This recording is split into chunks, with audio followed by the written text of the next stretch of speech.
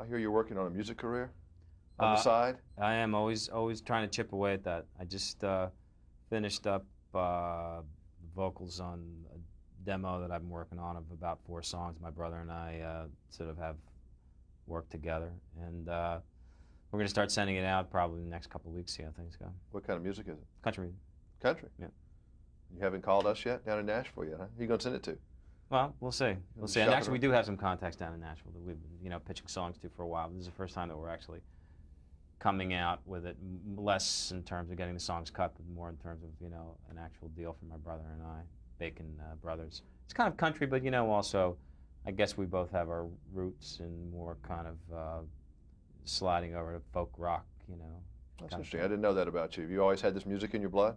Well, my brother is 10 years older than me. Was a musician for years. He's a really phenomenal musician.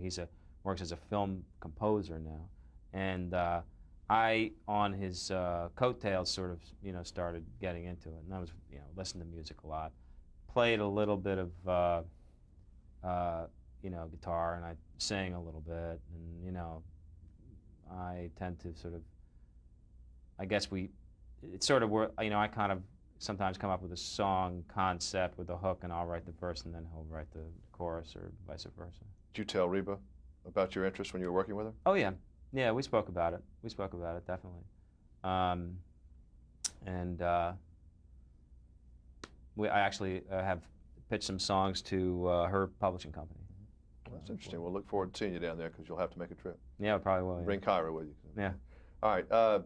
You've had 2 good Christmas movies in a row. That's real strong. I mean, last year was JFK, and this year this. You must be real proud of how your career's going right now. Yeah, I feel very happy with it. It's been doing those 2 films was partly a sort of switch in my ideas about what I was going to start doing film-wise.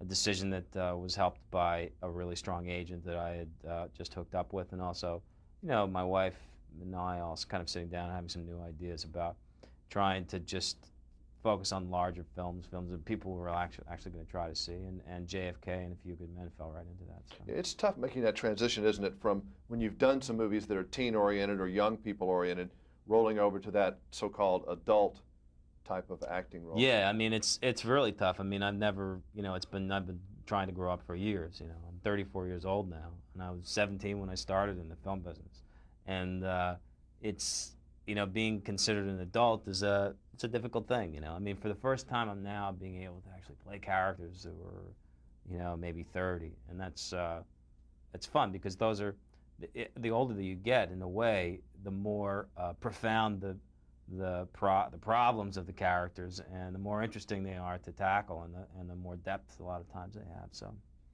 in athletics, guys say that when they play against teams that are much better than they are, it brings their level up a lot. Was there any intimidation factor, even being in the room or dealing with Jack Nicholson? Because he strikes me, just on screen, as just jumping out. I'm sure he's a nice guy, but I mean, when they cut on him and cut that close-up, I mean, whoa. Yeah, yeah. It was, when I first started working with him in rehearsal, and he is a very powerful presence. He is a nice guy, though, and is really there to make sure that the film is the best that it can be. And once we actually started getting into rolling and getting into working, it was I certainly didn't feel intimidated. I mean, it was fine, it's good. When he does this, there's one particular scene where he and Cruz head off, and he's screaming.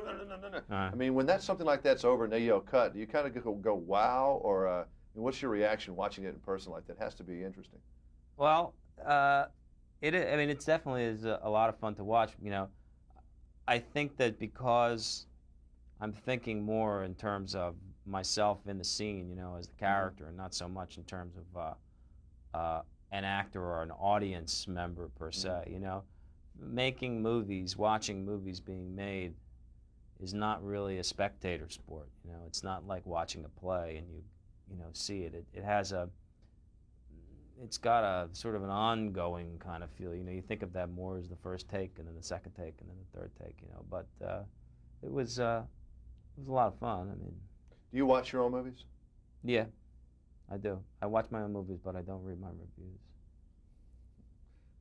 it's like sleeping with a snake or review. Sometimes it's not going to bite you, sometimes it will. So But it's even probably when best to stay away. Well, even when they're good, they're never good enough. Mm-hmm. Well, I was wondering about that if you watch your own films, because it's not always the image up there. I mean, you would have to, I think, really like this guy that you play in this film, because he is probably all the things you want to probably do in the next few years, I would think. I like all the guys that I play. Yeah. I really do. The Animal House guy too? Sure. I try to find something likable about every guy I've ever played. Yeah. Yeah. Okay, thank you. Thanks. I watched Animal House the other day. I bought it on a laser. It didn't really make much difference.